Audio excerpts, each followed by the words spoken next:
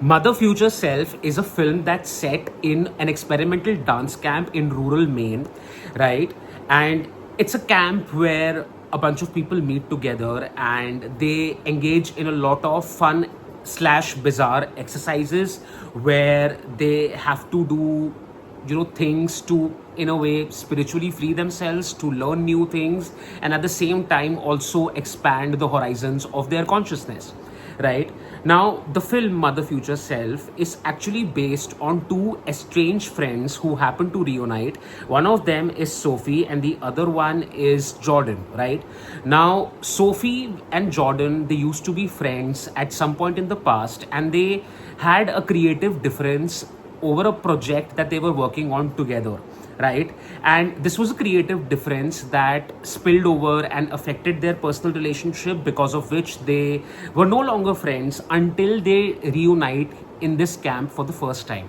Now when they see each other, when Sophie sees Jordan and when Jordan sees Sophie, I think definitely Sophie was more surprised, right? Sophie is played by Imani Jade Powers. Jordan is played by Betsey Brown, and both of the actors have done an amazing job at bringing the complexity of the relationship between Sophie and Jordan alive. And so they meet each other, and the first 20 minutes of the film, everything is going as usual. A lot of the activities that are happening in this experimental dance camp are somewhat bizarre, and they are, you see people make a lot of expressions. There's a lot of running. There is a lot of there is a lot of exercises which happen in pairs, right? So Sophie and Jordan are paired together, and we see them engage in all of these activities together, right? They are made to bounce their emotions off each other. They are made to make silly expressions, and so these exercises a lot of times to the viewer might feel a little off-putting.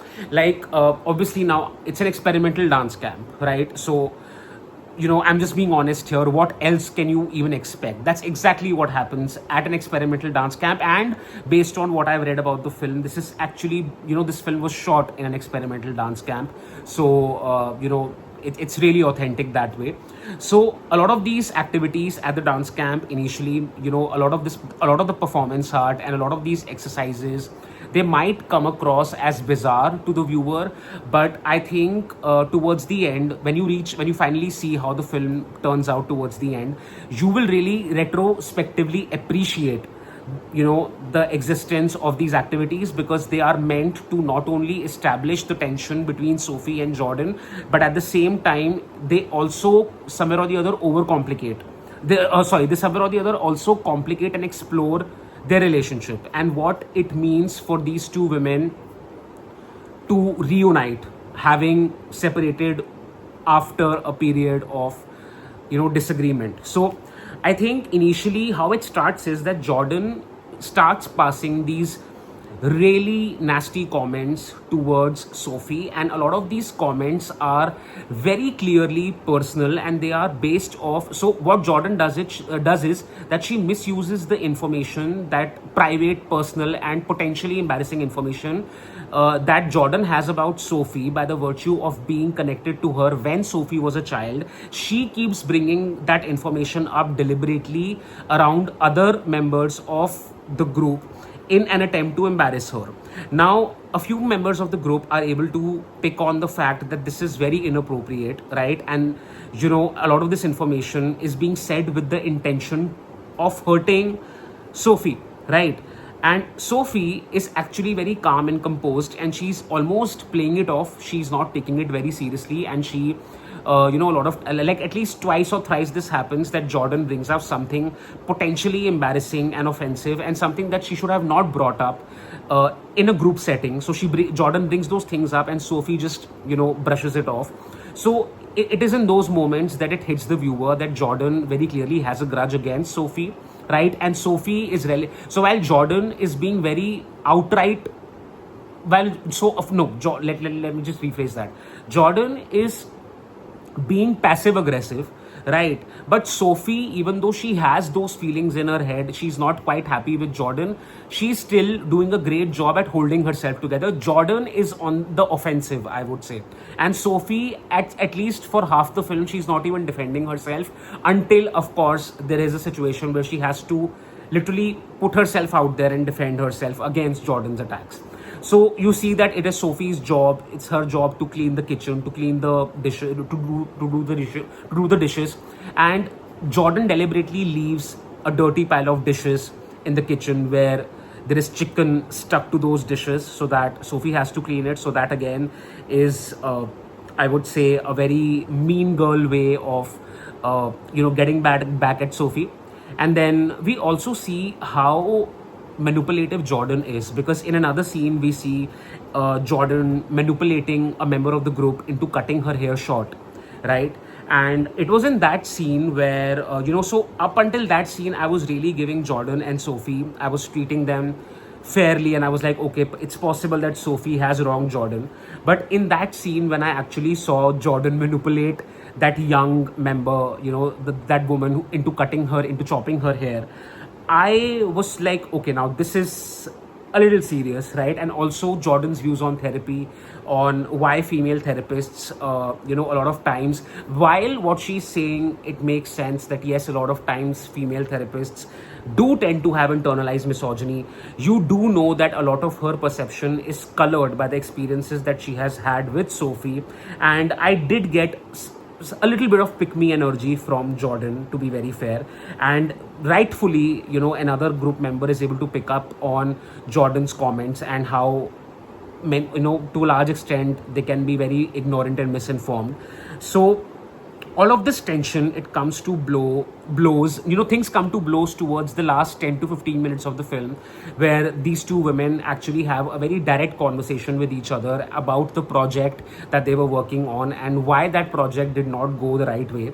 Now, I'm not going to spoil the film and I'm not going to reveal what happens towards the end, but towards the end, when Jordan leaves, way before Sophie does, I think that was a part where the viewer really feels for Jordan also. That is when the viewer knows that whatever may be Jordan's reasons for acting in such a manner, Jordan was also hurt by Sophie's actions.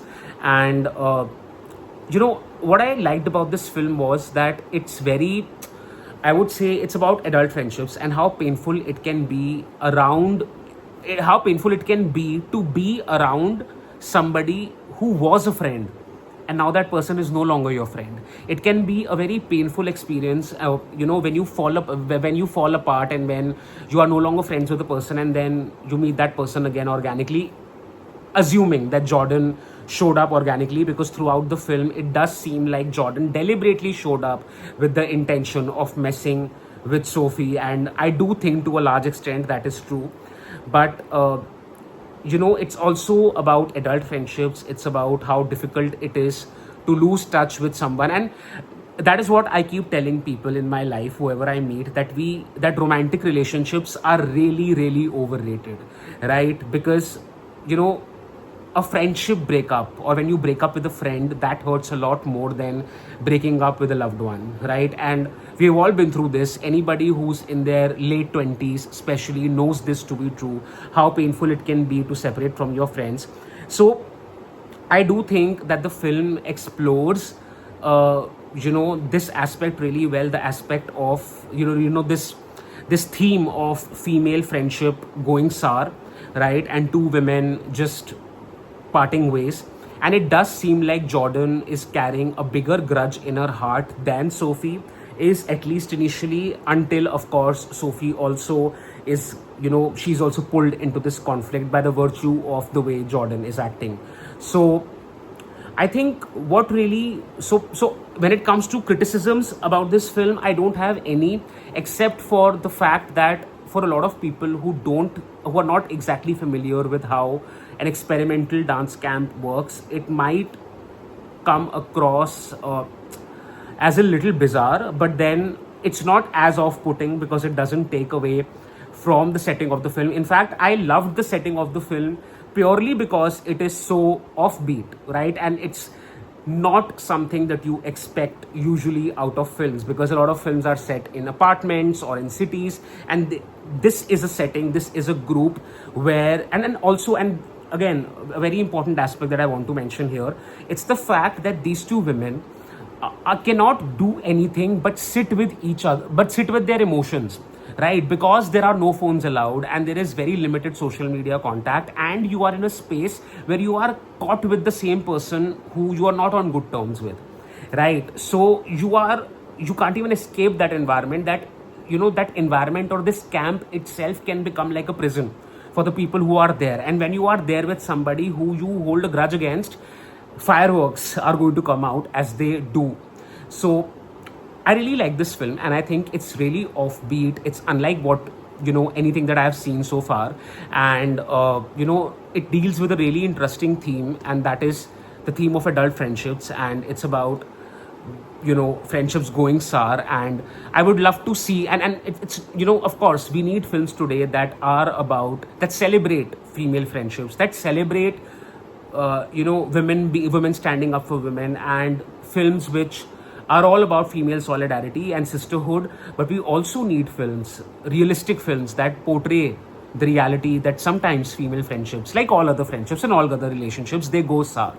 So I would definitely recommend you to watch this film if you're at Tribeca. Today is the final day. In fact, the festival is very close to, you know, just airing its closing night film. So I'm not sure how it will be possible, but if you can, how it will be possible for you to watch it. But if you can watch it anytime the film is available for wider release, and if the film gets a wider distribution, I would highly recommend you to watch this film and watch this space for more. There is one more review that is coming out really soon, so stay tuned to this channel and keep watching my coverage of Tribeca Film Festival from home.